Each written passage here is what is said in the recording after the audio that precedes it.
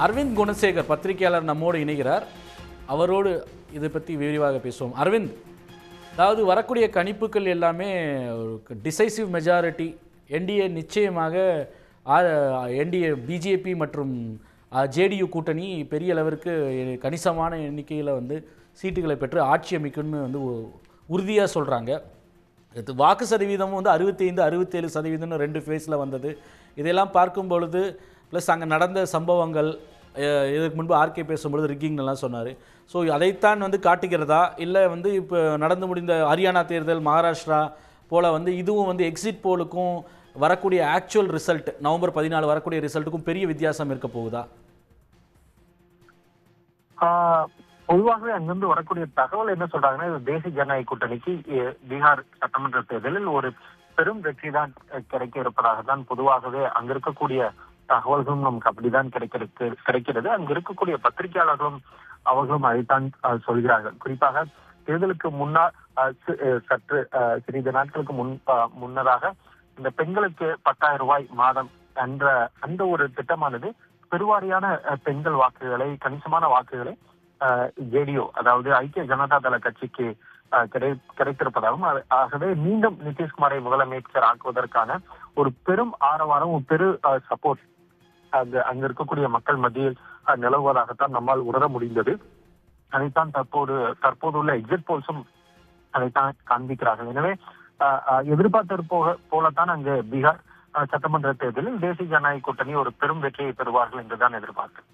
இல்லை, ஒரு பக்கம் அந்த 10,000 ரூபாய் கொடுத்தது, தேர்தல் 2ஆம் கட்டம் நடப்பதற்கு 4 நாளைக்கு முன்னாடி வந்து காசு கொடுத்தது, 10,000 ரூபாய் கணக்கில் வந்து வரவு வைத்தது, இதெல்லாம் சொன்னப்பட்டாலும் கூட, அதை தேர்தல் ஆணையம் கண்டுகொள்ளாமல் இருந்ததுன்னு சொன்னப்பட்டாலும் கூட, இன்னொரு பக்கம் வேலையின்மை அங்கே ஒரு பெரிய பிரச்சனையாக இருந்தது. இளைஞர்கள் மத்தியில் ராகுல் காந்தி மற்றும் தேஜஸ்விக்கு ஒரு பெரிய எழுச்சி இருந்தது. வீட்டுக்கு ஒரு அரசு வேலை 1.2 கோடி குடும்பங்களுக்கும் கொடுப்பேன்னு சொன்னது. பெண் வாக்காளர்கள் இப்போ எப்போவுமே நிதிஷ் பக்கம் அணிதிரள்கிறார் என்பதை வந்து முறியடிப்பதற்காக அவர்களுக்கு வந்து லோன் வெய்வர், கடன் தள்ளுபடி, வட்டி இல்லா கடன், அதே போல் அவர்களை வந்து அரசு ஊழியராக்கி 30,000 ரூபாய் கொடுப்ப மாச சம்பளம்னு சொன்னது, இதெல்லாம் ஒரு தாக்கத்தை ஏற்படுத்தலையா? காங்கிரஸ் வந்து உன்னுடைய வந்து பிரச்சாரம் வந்து ஒரு எஸ்ஐஆருக்குள் சுருக்கி கொண்டது, மக்கள் பிரச்சனையை பெரிதாக எடுக்கவில்லை என்று ஒரு விமர்சனமும் இருந்துட்டு இருந்துச்சு. காங்கிரஸினுடைய பிரச்சாரம் குறித்து ஒரு பெரிய விமர்சனமும் வந்து எழுப்பப்பட்டது அந்த கூட்டணி மேலேயே. அதுவும் ஒரு காரணமாக இருக்கலாமா? அதையெல்லாம் எப்படி புரிந்து கொள்வது அரவிந்த்? ஆர்ஜேடி பொறுத்தவரை ஆர்ஜேடி கட்சியானது சமீப காலமாகவே அந்த கட்சியானது யாதவ் பிளஸ் முஸ்லிம் அந்த 2 சமூகங்களுக்கு இடையிலான ஒரு கட்சியாக அந்த கட்சியானது சுருங்கிவிட்டது. அதனை தாண்டி காங்கிரஸ் கட்சியும் இந்த பீகார் சட்டமன்ற தேர்தலில் ஒரு பெரும் ஒரு மக்களை கவரக்கூடிய ஒரு பெரும் பிரச்சாரத்தை, ஒரு பெரிய பிரச்சாரத்தை செய்ததாகவும் தெரியவில்லை. இருக்கக்கூடிய 2-3 சிறிய கட்சிகளையும் இணைத்து, அதே போல லெப்ட் அங்கு இடதுசாரிகளையும் ஒன்றாக இணைத்துதான் அவர்கள் இந்த கூட்டணியை உருவாக்கி இருந்தார்கள். இருந்த போதிலும் மக்களோட ஆதரவு வந்து ஜேடியு கட்சிக்கு, ஐக்கிய ஜனதா தள கட்சிக்கு ஒரு பெரும் ஒரு ஆன்டி இன்கம்பன்சி இருப்பதாகவும் தெரியவில்லை. கூடவே பாஜகவோட அவர்களோட வாக்கு வங்கியும் பிளஸ் ஒரு பெரிய ஆன்டி இன்கம்பன்சி இல்லாத நிதிஷ்குமார் தலைமையிலான ஒரு அரசும் பிளஸ் இந்த 10,000 ரூபாய் மாதம் கொடுத்தது, இது தேசிய ஜனநாயக கூட்டணிக்கு ஒரு பெரும் ஒரு அமோகமான ஒரு வரவேற்பை அங்கு பெற்றிருந்ததா தான் நம்மால் பார்க்க முடிகிறது. பொதுவாகவே ஆர்ஜேடி கட்சிக்கென ஒரு சில பிரச்சனைகள் இருக்கிறது. பெண்கள் என்னைக்குமே ஆர்ஜேடி கட்சி பெண்கள் வாக்களிப்பது என்றைக்குமே அந்த ஆர்ஜேடி கட்சி வந்தால் சட்டம் ஒழுங்கு மிகவும் மோசமாகிவிடும், எனவே பாதுகாப்பின்மை உள்ளிட்ட பல்வேறு பிரச்சனைகளை காரணம் காட்டி பெண்கள் பொதுவாகவே ஆர்ஜேடி கட்சிக்கு எதிரான மனநிலை கொண்டவர்கள். இந்த முறையும் கூடுதலாக இந்த 10,000 ரூபாய் மாதம் கொடுக்கப்பட்ட அந்த திட்டத்தின் மூலமாக முழுமையாக பெருவாரியான பெண்களின் ஆதரவை ஐக்கிய ஜனதா தள கட்சி பெற்றிருந்தாலும், அதே போல பிஜேபியோட ஒரு கணிசமான வாக்கு வங்கி, இந்த 2ம் தான் இவ்வளவு பெரிய ஒரு வெற்றியை தேசிய ஜனநாயக கட்சிக்கு கொடுத்ததாகத்தான் பார்க்க முடிகிறது. நீங்கள் சொன்னது போலவே ஆர்ஜேடி பிளஸ் காங்கிரஸ் இந்த கூட்டணியோட கேம்பெயினும் ஒரு பெருசா, பிரச்சாரமும் பெருசாக மக்கள் மத்தியில் எடுபடவில்லை.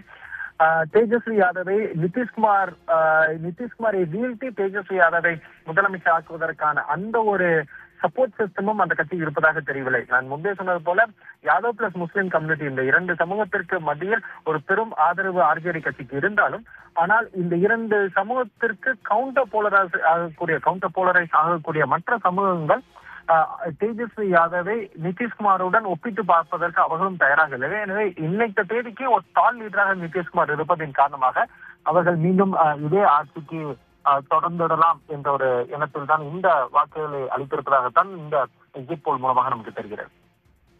அது கடைசியாக வந்து வக்கீல் இன்சான் பார்ட்டி இந்த விஐபி கட்சியும் கூட அவர்கள் பக்கம் இழுத்திருந்தார்கள். ஒரு இந்த சோஷியல் இன்ஜினியரிங்னு பாஜக மொழியில் சொல்ல வேண்டாம் என்றால் அந்த காஸ்ட் காம்போசிஷனை வந்து ஈடுகட்டுவதற்காக யாதவ் முஸ்லீம்களுக்கு அப்பாற்பட்டு ஓரளவிற்கு மித்த சமூக வாக்குகளை பெறுவதற்காக விஐபி கட்சியை அழைத்து ராகுல் காந்தி தலையீட்டில் சுமூகமான சீட்டு பங்கீடு வந்து முடிப்பதற்கும் வந்து ஒரு காரணமாக இருந்தது.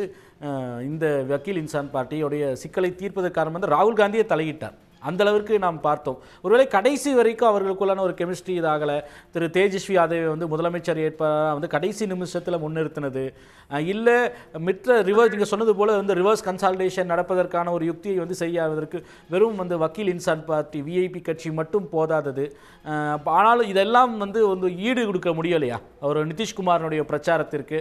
இல்லை இவர் இவ்வளோ பெரிய வாக்குறுதிகள் கொடுத்தும் அதெல்லாம் வந்து சரி கட்ட முடியலையா தேஜஸ்விக்கு? ஒரு கூட்டணியாக வந்து அவர்கள் வந்து பெரிய அளவுக்கு ஜொலிக்க முடியாததுக்கான காரணங்கள் இதுதானா? ஜேடியும் பிஜேபிங்கிற ஒரு எலெக்ஷன் ஜெகர்நாட், அது பெரிய எலெக்ஷன் மிஷினரி. அதனை ஈடு கொடுப்பதற்கான ஒரு கூட்டணி இந்த கூட்டணிக்கு அவ்வளவு வலிமை இருப்பதாகவும் தெரியவில்லை. அதே போல முகேஷ் சஹானி தான் விஐபி அந்த கட்சியோட தலைவர் முகேஷ் சஹானி தான் அவர்கள் வந்து துணை முதலமைச்சர் வேட்பாளராகவும் அறிவித்திருந்தார்கள். ஆனால் இதற்கு முன்பாக முகேஷ் சஹானி எந்த தேர்தலும் வெற்றி பெற்றதும் கிடையாது. எனவே இவர்களுக்கான அந்த ஒரு சமூகத்தின் தலைவராக அவர் அறியப்பட்டாலும் அவர் இதற்கு முன்பாக எந்த தேர்தலையும் அவர் வெற்றி பெற்றது கிடையாது. எனவே பாஜக மற்றும் ஜேடியு ஐக்கிய ஜனதா தளம், அதே போல சிராக் பாஸ்வான் உள்ளிட்ட அதே போல ஜிதன் ராம் மஞ்சி இந்த 4 கொண்ட அந்த கூட்டணியானது அரித்மெட்டிக்காகவும் சரி கெமிஸ்ட்ரி வைஸிலும் சரி அந்த கூட்டணியானது இன்னமும் வலுவான கூட்டணியாகத்தான் பார்க்கப்படுகிறது. இந்தியா கூட்டணி, பீகாரில் அமைக்கப்பட்ட இந்தியா கூட்டணி ஆர்ஜேடி தலைமையில் அமைக்கப்பட்டு இருந்தாலும் அந்த கூட்டணிக்கான அந்த பிஜேபி தேசிய ஜனநாயக கூட்டணியை வீழ்த்துவதற்கான எந்த ஒரு மெக்கானிசமும் அந்த கூட்டணி வசம் கிடையாது.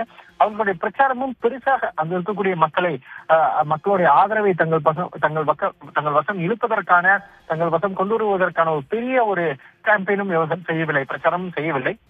எனவேதான் நம்ம இந்த எக்ஸிட் போல்ஸை நம்ம எப்படி பார்க்கணும். நன்றி அரவிந்த், கருத்துக்களை பரிமாறிக்கு நன்றி. உடனுக்குடன் செய்திகளை தெரிந்து கொள்ள சன் நியூஸ் பெல் ஐகானை கிளிக் பண்ணுங்க.